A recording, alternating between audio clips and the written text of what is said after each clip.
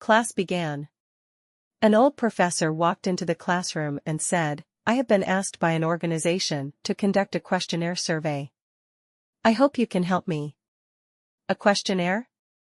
That sounded more interesting than a lecture. The questionnaires were handed out, and the students saw there were only 2 questions. Question 1, he loved her deeply. She had an oval face, arched eyebrows, fair skin, and was stunningly beautiful. But one day, she was in a car accident. Although she recovered, her face was left with several large, ugly scars. Do you think he would still love her as much as before? A. He definitely would. B. He definitely wouldn't. C. He might. Question 2, she loved him deeply. He was a successful business elite, gentle, composed, and courageous. But one day, he went bankrupt. Do you think she would still love him as much as before? A. She definitely would. B. She definitely wouldn't. C. She might. The students quickly completed the questionnaire. When the professor collected and tallied the answers, he found, for the first question, 10% chose A, 10% chose B, and 80% chose C.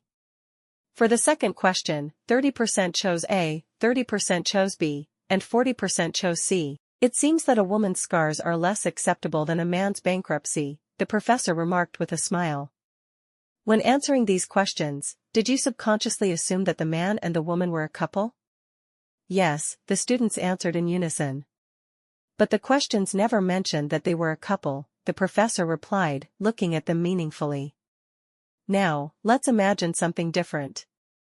What if, in the first question, he was her father, and in the second question, she was his mother? If you were to answer the questions again, would you stick to your original answers? The questionnaires were handed out once more. The classroom suddenly became silent, and the students' young faces turned solemn and thoughtful. A few minutes later, the answers were collected. This time, 100% of the students chose A for both questions. With a deep and emotional tone, the professor said, "There is a kind of love in this world that is ancient and enduring, selfless and unconditional. It does not waver with the changing seasons or the rise and fall of fortune. This is the love of parents." Young friends, perhaps you should reflect carefully on this story. In this world, there is a kind of love that is ancient and enduring, selfless and unconditional. It does not waver with the changing seasons or the rise and fall of fortune. This is the love of parents.